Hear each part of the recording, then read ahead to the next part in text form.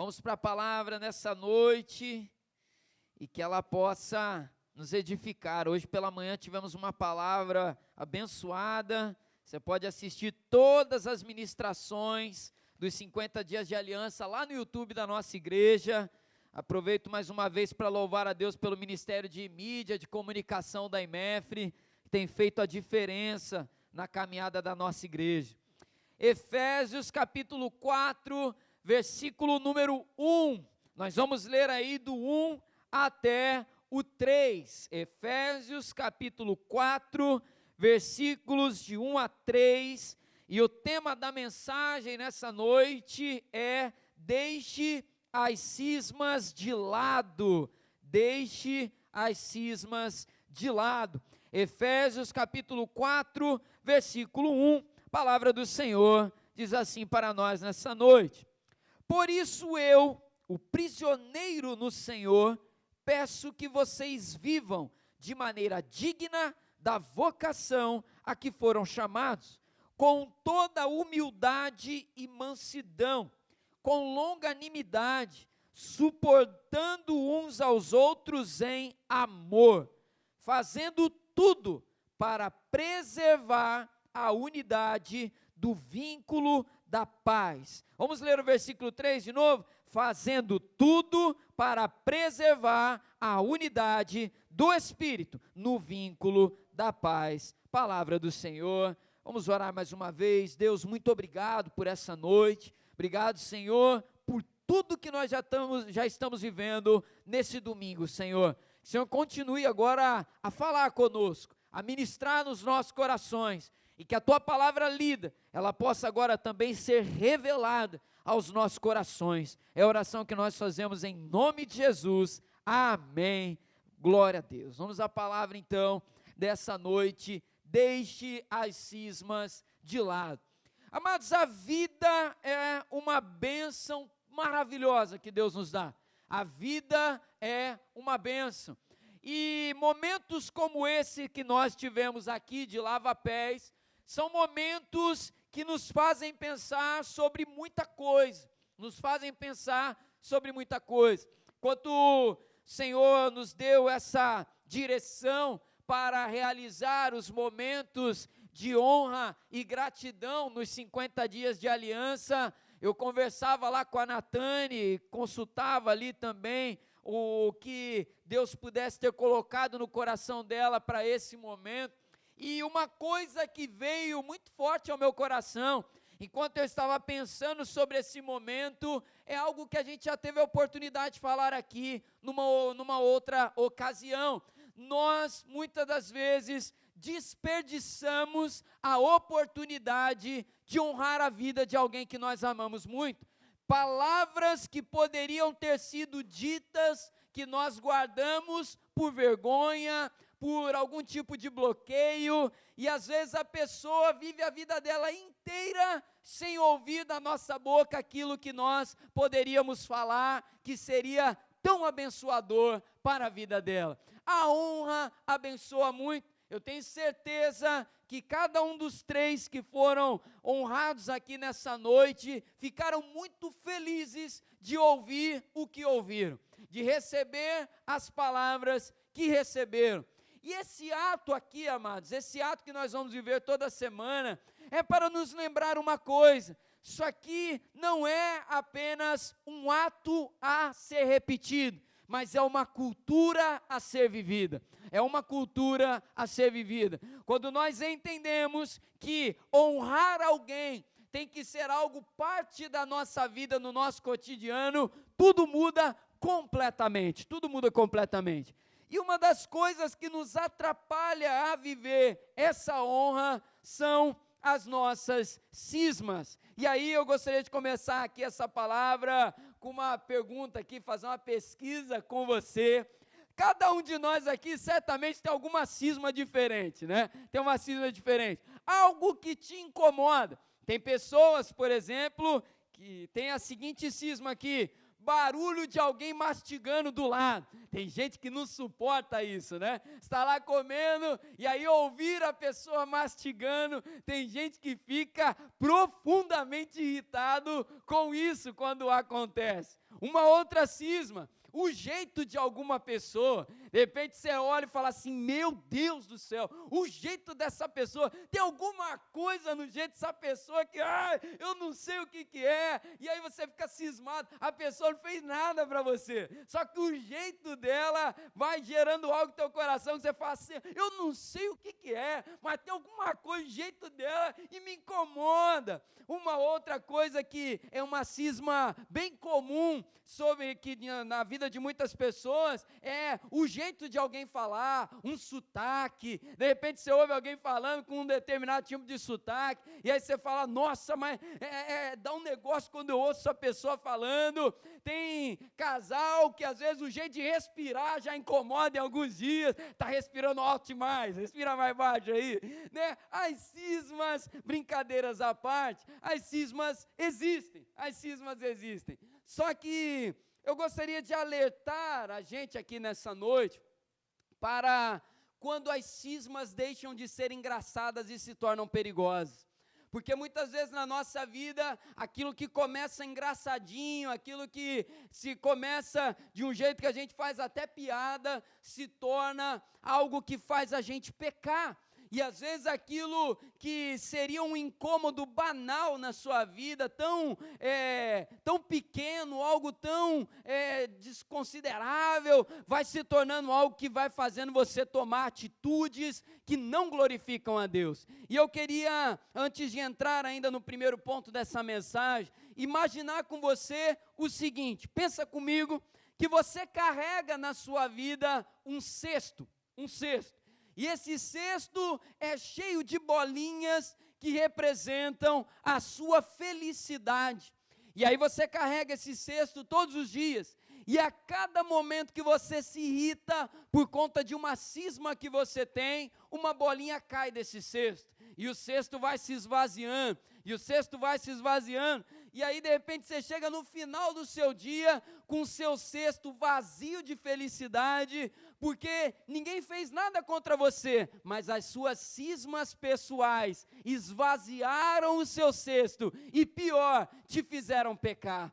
E a gente tem que tomar muito cuidado, e nós vamos ver então o que a palavra de Deus nos ensina sobre isso nessa noite. Primeira coisa para nós deixarmos as cismas de lado e viver uma vida que glorifica a Deus, honrando a aliança que nós temos uns com os outros. Primeiro ponto da mensagem, honre o seu chamado com a sua vida. Honre o seu chamado com a sua vida. Uma das coisas que as cismas podem gerar na vida de uma igreja é o rompimento da aliança que nós temos uns com os outros. Tem pessoas que às vezes criam barreiras com outras pessoas dentro da igreja, na vida, no reino de Deus, por conta de uma cisma pessoal.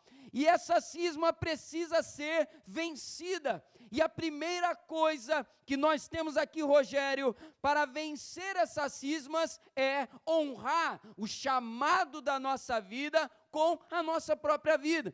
Assumir isso na nossa caminhada. E eu quero ler com você o versículo número 1. Vamos para cá de novo, versículo número 1 de Efésios 4, que vai dizer assim: por isso eu, o prisioneiro no Senhor, peço que vocês vivam de maneira digna da vocação a que foram chamados. Palavra do Senhor para nós aqui.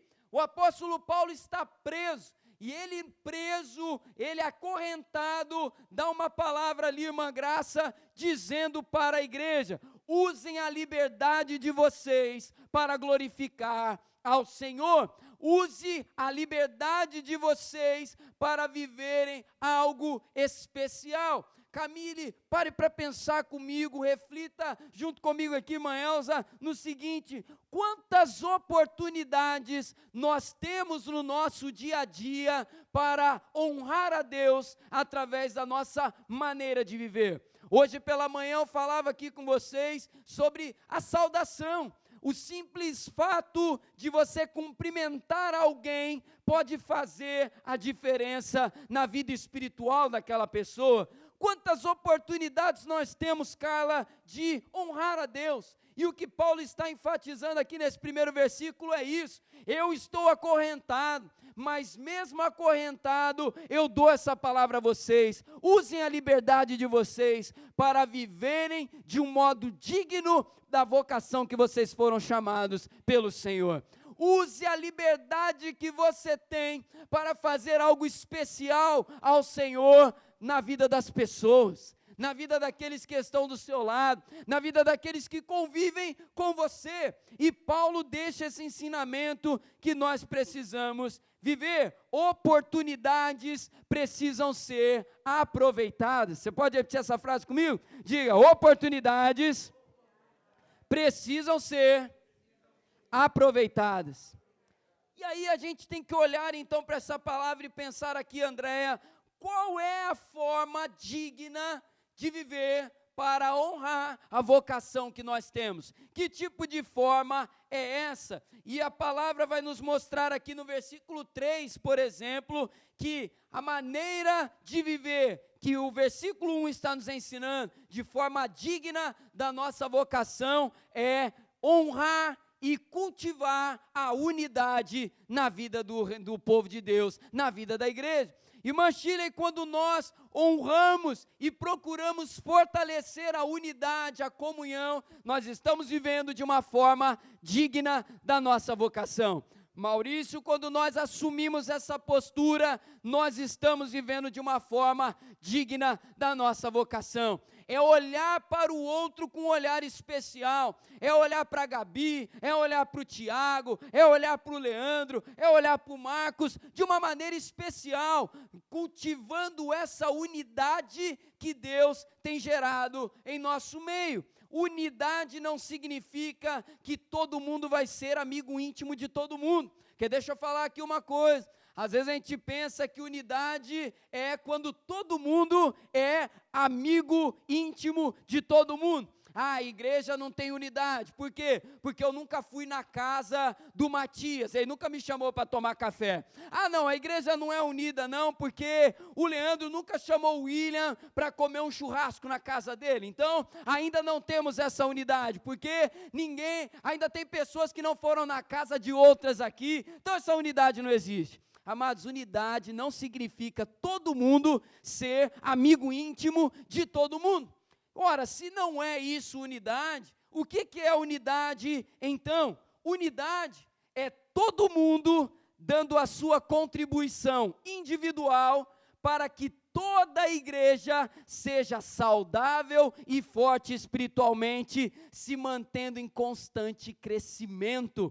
Eu vou repetir. Quando que a igreja é unida de verdade? É quando eu dou o meu melhor para que todos possam ser abençoados. É quando a Zelinha dá o melhor dela para que todos sejam abençoados. É quando a Patrícia também dá o melhor dela para que todos sejam abençoados. Quando uma igreja caminha desse jeito na presença do Senhor, a unidade existe, a unidade se estabelece, porque Josi, todo mundo está dando o seu melhor pela vida de todo mundo. Isso é unidade. Isso é a unidade bíblica. E aí vamos a alguns exemplos. Eu darei o meu melhor para ser o melhor irmão possível na vida dos meus irmãos.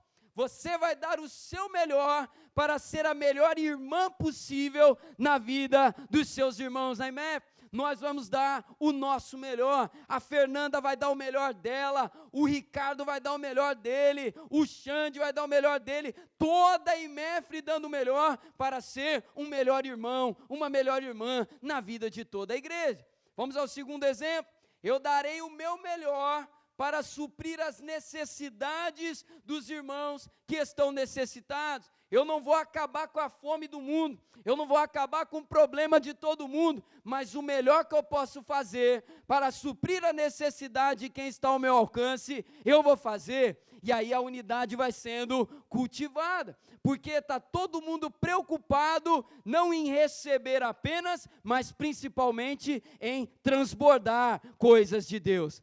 José, quando a igreja caminha dessa forma, a unidade é uma consequência natural que vai acontecer. É impossível uma igreja formada por discípulos com essa mentalidade não viver uma unidade cristã. É impossível, porque quando todo mundo entende isso, quando a igreja discerne essa palavra e todo mundo passa a caminhar nessa direção, Adriana, o fogo do Espírito Santo vai varrendo a igreja, vai tocando a vida de um, vai tocando a vida de outro, e quando nós nos damos conta, um avivamento está acontecendo em nosso meio, que é impossível de parar, O melhor avivamento, aquele que realmente causa impacto, é quando a nossa vida é o combustível desse fogo que queima dia após dia. Nós entregando a nossa vida, como diz lá em Romanos, como um sacrifício vivo a Deus. Esse sacrifício queimando todos os dias, a unidade é uma consequência natural. Eu darei o meu melhor para que a igreja viva um ambiente de consolo e de edificação na presença do Senhor. Isso é viver de maneira digna da nossa vocação. E deixa eu te dar uma boa notícia aqui, quando você vive dessa maneira, Luiz, o Senhor cuida de todas as suas necessidades. Quando você se preocupa em ser uma bênção, deixa eu te falar uma coisa aqui, um segredinho, Edmilson, o Senhor vai cuidar de tudo aquilo que você precisa, de tudo aquilo que a sua família precisa, porque enquanto eu estou preocupado em fazer a vontade de Deus, em viver a vontade de Deus, sem me preocupar com aquilo que eu não posso resolver agora, o impossível o Senhor vai sempre operando, o Senhor vai sempre fazendo. Quer viver uma vida abençoada? Se preocupe em ser uma bênção, que você vai ver o que vai acontecer. Seja uma bênção, e você vai ver o que vai acontecer. Eu falava aqui hoje pela manhã, João 13:35, o Senhor Jesus declarou a seguinte palavra: nisto todos conhecerão que vocês são os meus discípulos, se tiverem amor uns pelos outros. Eu falava aqui hoje pela manhã, que a melhor maneira de evangelizar o mundo, Pedro, é uma igreja que ama. Uma igreja que ama é a melhor e mais poderosa estratégia de evangelismo no mundo. É a maior de todas as estratégias. A maior estratégia não é grupo pequeno, célula, retiro, congresso, encontro. A melhor estratégia é uma igreja que ama. Uma igreja que ama, ela pode até não ter a melhor estrutura do mundo, ela pode até não ter os melhores recursos à disposição dela, mas o lugar onde ela está é impactado pela glória de Deus. E as cismas são vencidas. Quando eu me preocupo, irmã Beth, em ser bênção na sua vida, as minhas cismas são colocadas de lado a cada dia. Não me interessa se algo na vida do Rogério incomoda alguma cisma que eu tenho. Por quê? Porque eu estou mais preocupado em abençoar a vida do Rogério do que preocupado com aquilo que eu tenho no meu coração aqui. O Rogério mastiga alto, meu Deus, eu tenho essa cisma, e o Rogério está lá do meu lado, comendo, mastigando alto, só que eu estou tão preocupado em ser bênção na vida do Rogério, que a minha cisma vai, só sendo escanteada para lá, não me interessa. O Rogério pode mastigar até de boca aberta, se ele quiser, eu vou continuar, que a minha preocupação é ser bênção na vida dele. Quando a gente vira essa chave, Larissa, tudo muda.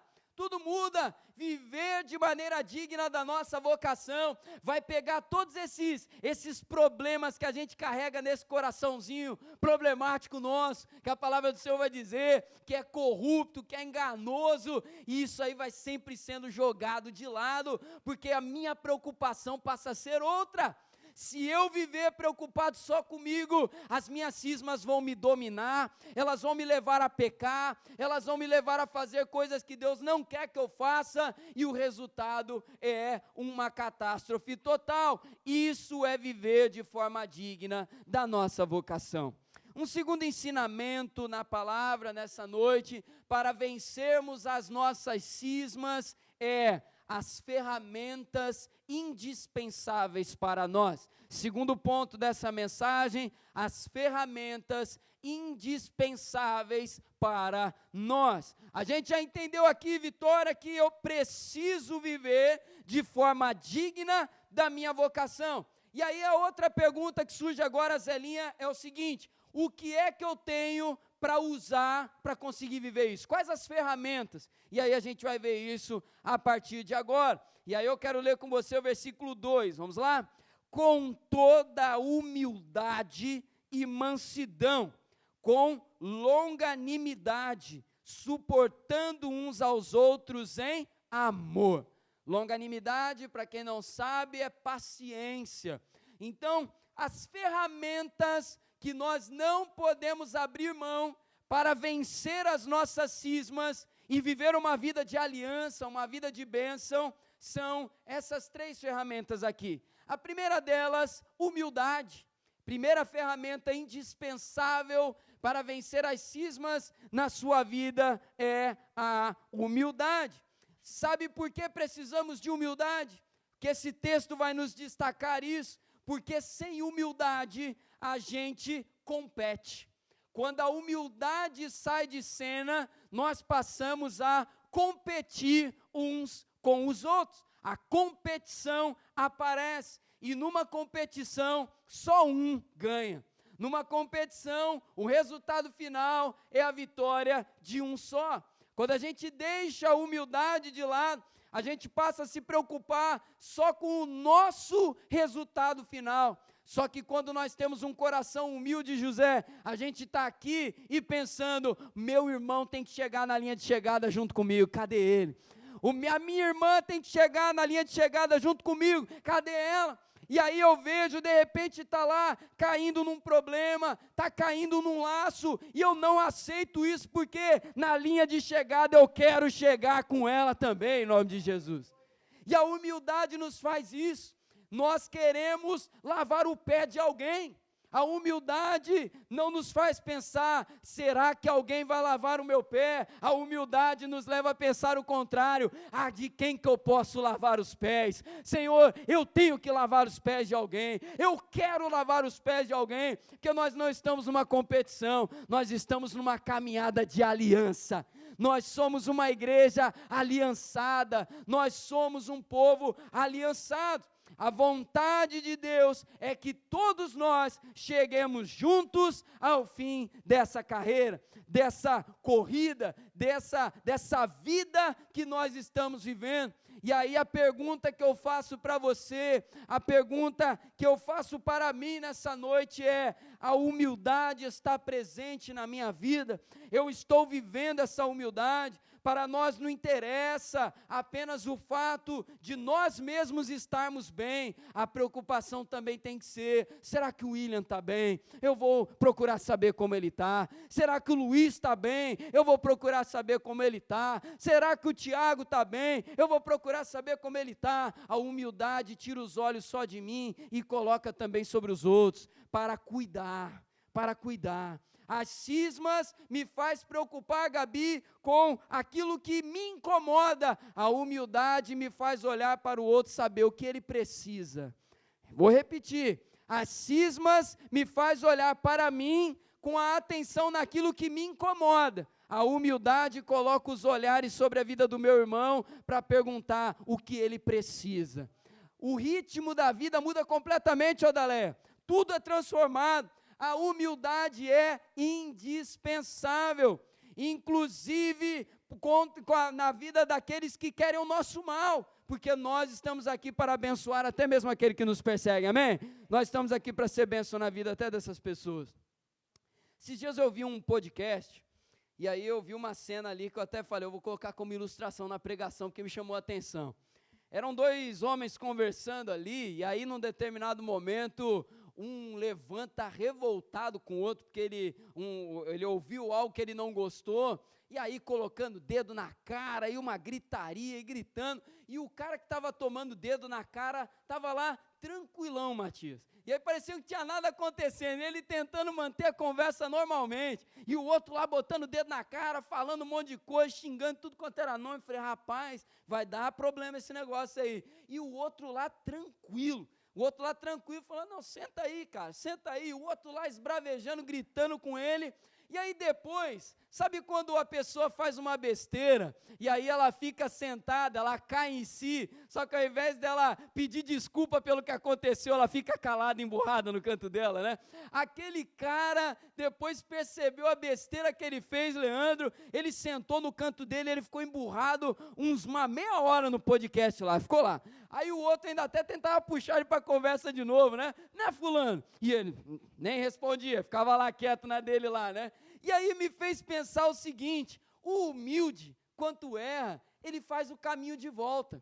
O humilde, quando erra, ele percebe a besteira que ele fez, mas ele não fica só calado, né? O humilde, ele vai mover e fala, poxa, peraí, Pedro, ó, desculpa aí, eu fiz uma besteira, estou envergonhado. O humilde faz o caminho de volta. E a humildade é indispensável, porque ela reconstrói as pontes.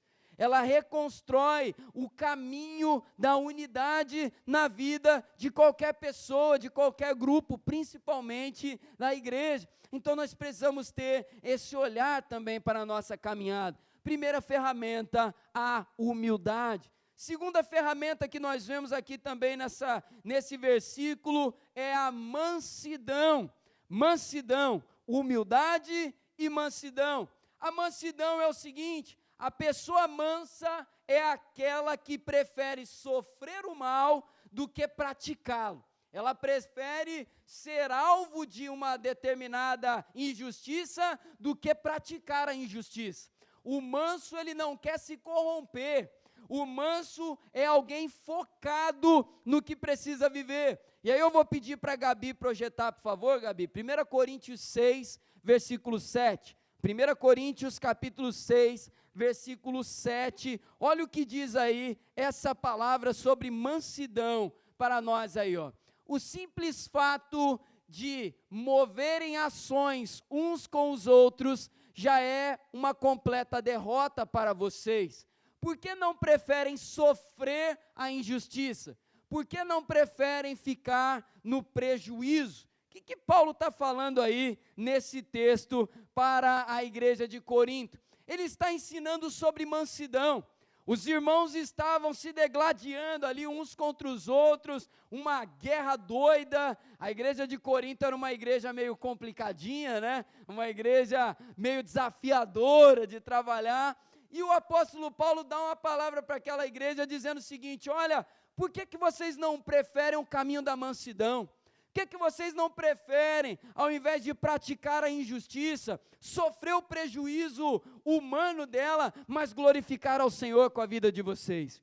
O que Paulo está ensinando para aquela igreja é que o manso, ele está mais preocupado naquilo que ele faz, naquilo que ele precisa fazer, do que com as injustiças que estão praticando contra ele.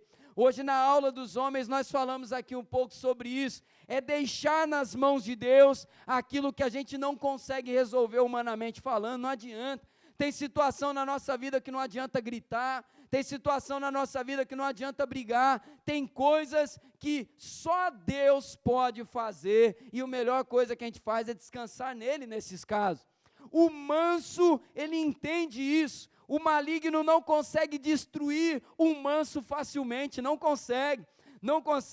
Ele tenta irritar, ele tenta colocar pedras no caminho, mas o manso na presença de Deus é tão focado, Carla, em glorificar a Deus, em honrar a aliança, que essas distrações não são capazes de tirar o tempo dele. Ele é como Neemias, né, que fala, estamos numa grande obra e não podemos parar. O manso, ele age dessa maneira, olha, eu estou fazendo algo muito grande, eu estou estou vivendo algo maravilhoso, e ó, Satanás, nem adianta me distrair não, que você não vai conseguir, você não vai conseguir. Satanás tenta jogar as cascas de banana, mas o manso se desvia de todas delas, porque ele está numa missão muito maior e muito mais importante. O manso não se distrai. Uma outra coisa, o manso está extremamente empenhado com o que realmente importa, com o que realmente importa. Satanás tenta tirar a atenção de várias maneiras, mas ele está focado, tem uma obra acontecendo, tem vida de pessoas para abençoar, tem algo maravilhoso de Deus, e ó, não adianta não, que aqui você não vai se crescer não, inimigo, vai caçar o teu canto, porque eu estou fazendo aquilo que Deus me deu a fazer. O manso não perde tempo, o manso não se distrai facilmente, e as cismas vão sendo vencidas também na vida daquele que está vivendo em mansidão. E a terceira e última ferramenta que nós vemos aqui nesse texto é a paciência. Paciência. O paciente é aquele que, tendo a possibilidade de largar tudo ou de praticar uma vingança, escolhe permanecer onde tem que permanecer. A palavra vai dizer para nós em 1 Coríntios capítulo 13, no seguinte: o amor tudo suporta. Isso é paciência. Paciência é permanecer onde o Senhor quer que a gente permaneça, até o Senhor dar uma ordem diferente.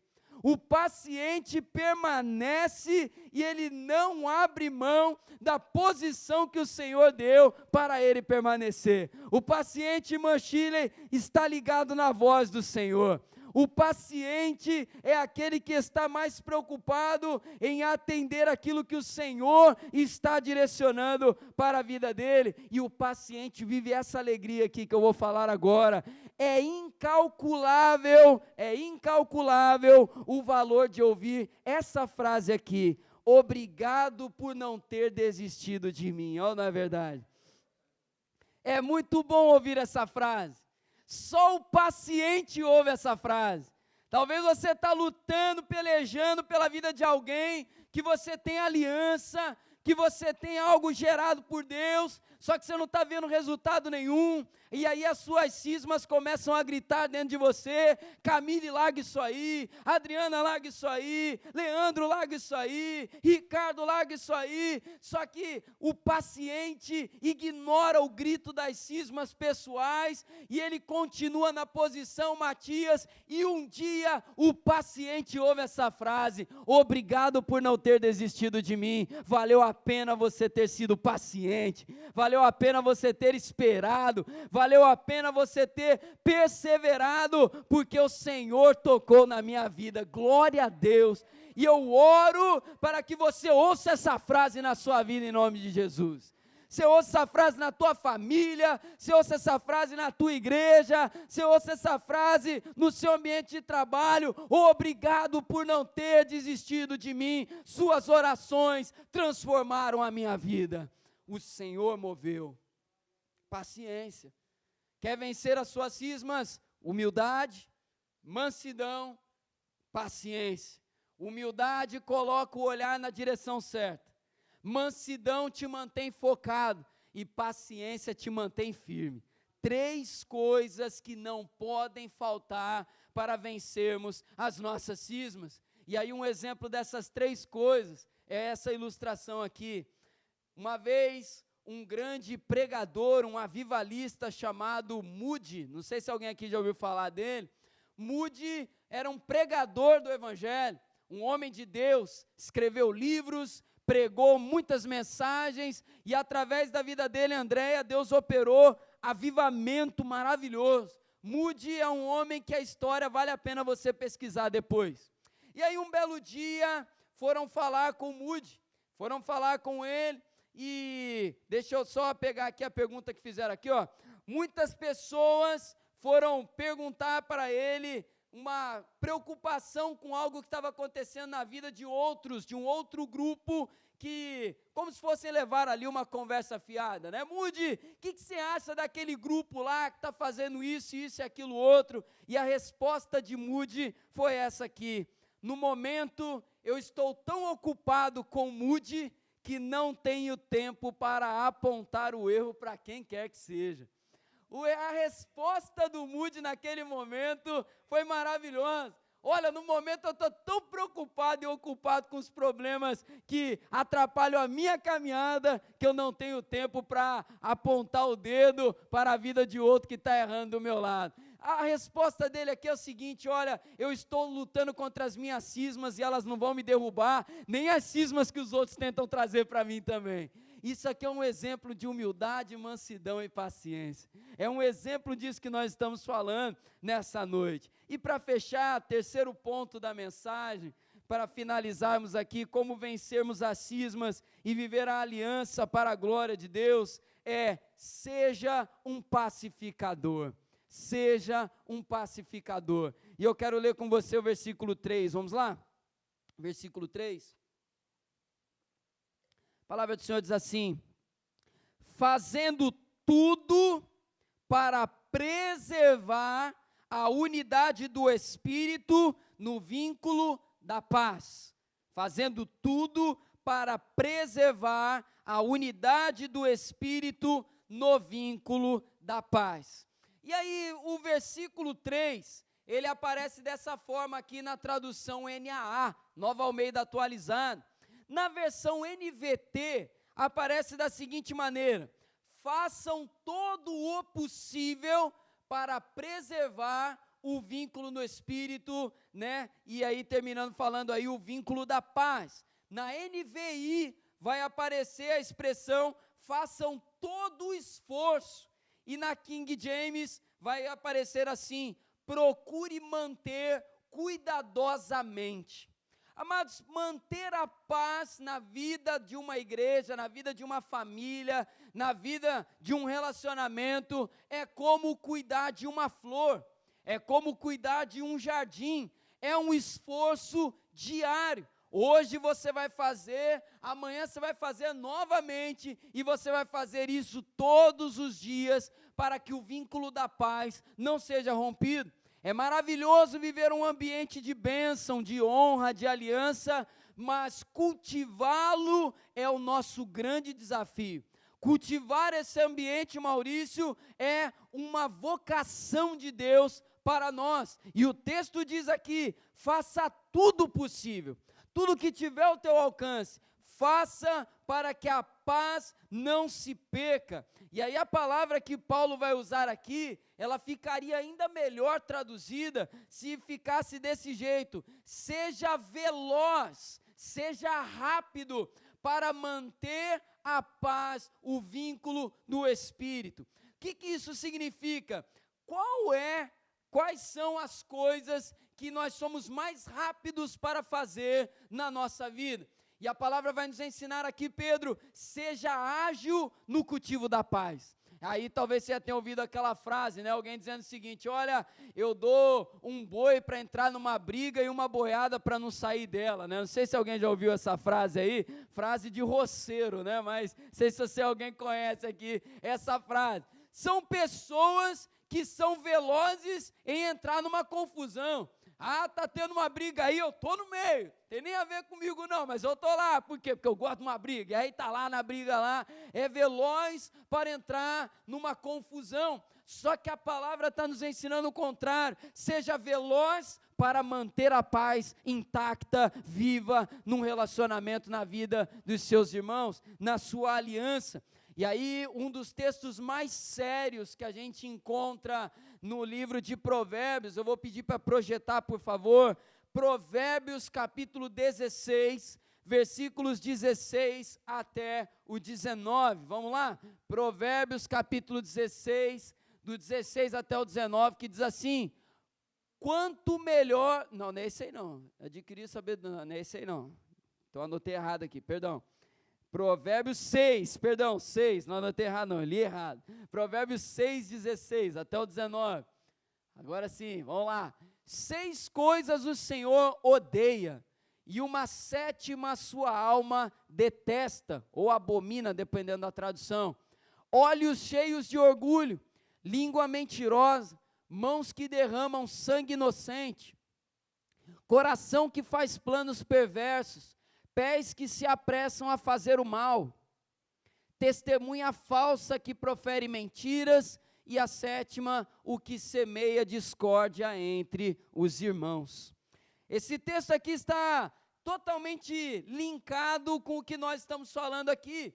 Os pacificadores fazem aquilo que o Senhor ama, e aqueles que fazem essas coisas que nós acabamos de ler aqui, estão praticando coisas que Deus odeia. É muito forte essa palavra, mas é essa palavra que aparece no texto bíblico. Deus odeia essas coisas e, consequentemente, a vida daqueles que vão praticando isso também, que é abominação. Isso vai entranhando na vida da pessoa e ela vai se envolvendo nesse laço, e é um perigo. Deus odeia essas coisas. É pesado, mas é o que a palavra do Senhor diz. E o que é que Ele odeia? Vou repetir aqui: olhos cheios de orgulho, língua mentirosa, mãos que derramam sangue inocente, coração que faz planos perversos, pés que se apressam a fazer o mal, testemunha falsa que profere mentiras, e o que semeia discórdia entre irmãos. E aí perceba, todas essas coisas são relacionadas a atitudes que prejudicam a vida de alguém. O Senhor é Deus da paz, Ele é Jeová Shalom, como nós cantamos aqui. Ele ama a paz, Ele é o Deus da paz, e Ele ama quem cultiva a paz. Ele ama o pacificador. O pacificador, ele tem o interesse certo na coisa certa. O pacificador, ele entendeu, porque Jesus declarou em Mateus 5,9, que os pacificadores são bem-aventurados. Os pacificadores são pessoas que vivem o reino de Deus. Isso é sério e é direto para a nossa vida. O pacificador vence as suas cismas pessoais e vive uma vida que glorifica o nome do Senhor. Pacifique no ambiente onde o Senhor te colocou. Meu irmão, minha irmã, deixa eu te dar um conselho bem prático aqui. Estamos falando de aliança, Quando algo chegar à sua vida, seja um canal de pacificação em nome de Jesus, onde o Senhor te colocar. Lá no ambiente de trabalho chegou um negócio lá que aconteceu isso e aquilo outro, você é um pacificador lá naquele lugar. Lá na sua família, quando chegar uma conversa lá sobre um outro familiar, aquele tico-tico-tico, né, que é aquela conversinha que vai chegando, seja um pacificador na sua família. Seja alguém que pega a bola, coloca ela no chão e fala assim: peraí, vamos conversar, vamos entender o que está acontecendo. Cultiva a paz na sua casa, cultiva a paz na sua família, cultiva a paz na sua igreja, cultiva a paz na sua vida. Deus ama os pacificadores.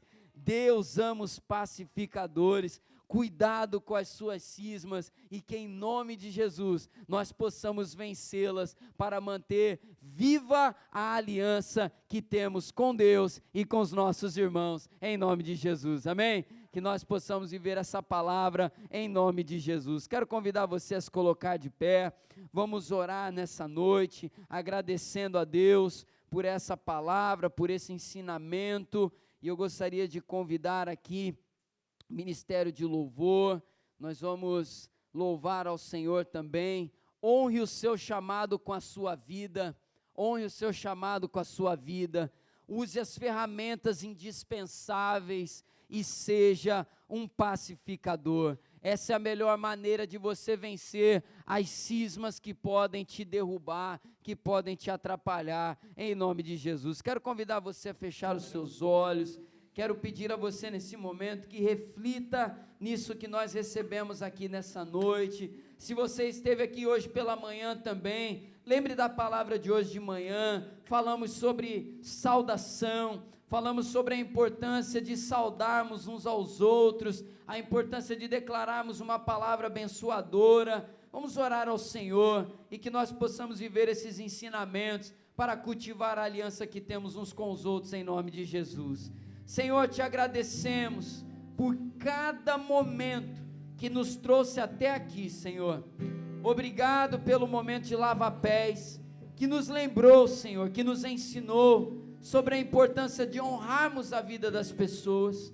Te agradecemos, Senhor, por essa palavra nessa noite que nos alertou para que as nossas cismas não nos atrapalhem de viver a aliança que o Senhor gerou entre nós. Senhor, nos faça viver uma vida para o Senhor, que não venhamos viver para atender, Senhor, as cismas do nosso coração, que elas venham perder força dentro de nós, cada dia mais, Senhor, para que nós possamos ser pacificadores, para que possamos viver de forma digna da nossa vocação. Senhor, nos abençoe, guarda essa palavra em nossa vida, Senhor, é a oração que fazemos em nome de Jesus, amém. Louvemos ao Senhor.